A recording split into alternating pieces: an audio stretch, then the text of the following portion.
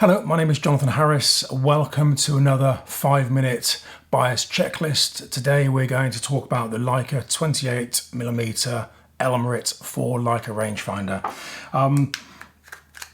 This is the 1982 version. The lens has been built since the mid-1960s. So if you're looking to buy one of these secondhand, you could be buying anything up to, well, 50 plus years old. So you do need to know what to look out for. Focus in three areas. You need to focus on the cosmetics, you need to focus on the mechanics, you need to focus on the optics. Okay, so first of all, let's look at the cosmetics. Check out the filter thread to make sure there are no dings or dents on the front there. Then just have a look on the mount. If you look carefully on the chrome plating on the corners of the mount, you can see how much use the lens has had, because a heavily used lens will show brass through where the chrome plating has worn away. That's not an issue. These are well-made lenses, they're designed to be used, but if you see a fair bit of wear around the mount, that's just a flag to say, look, this lens has been used more, just check everything else a bit more carefully. So check that out. Just check gently, just look, turn the lens around and just check out the paintwork. Make sure it's bright. Make sure there isn't excessive metal showing through on the knurling. Make sure that there are no heavy marks or no heavy scratches. By taking some time to look at all of this, you can build up a picture in your own mind of the life the lens has led. A few little marks, really not an issue.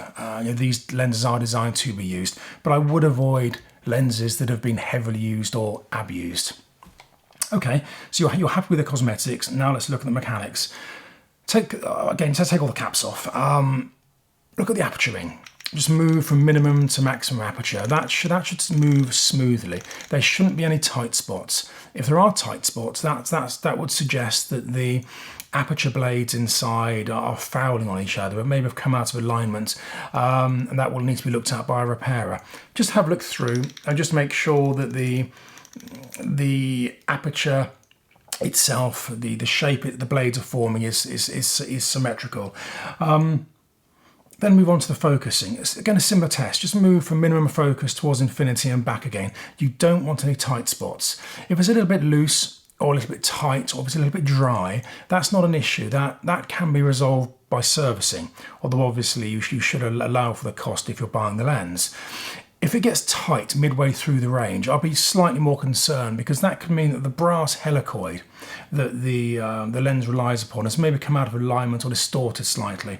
Personally, I wouldn't buy a lens with a sort of notchy focusing, with a notchy focusing ring, because that can be trouble. Hopefully your lens will be fine. Hopefully the aperture will be good. Hopefully the focusing will be good. In that case, move on to the optics. Open up the aperture. Just look through the lens and just make sure it's nice and clean and bright inside. No misting, no fogging, no fungus. Fungus is black spots with like spidery legs or a spider web type growth across the surfaces inside. If you see any of that, just walk away. It's real trouble. Don't get involved with the lens.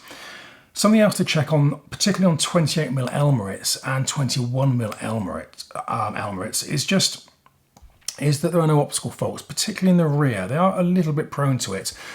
Look into the back and just make sure that there are no funny rainbow reflections. Imagine oil on water. Just look inside the lens, and just make sure that you can't see any strange reflections that do look like oil on water.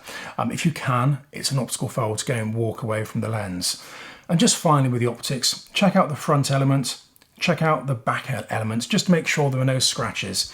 A few little scratches on the front won't in fact impact performance, but it will impact the value of the lens. So don't pay top dollar if the lens is scratched.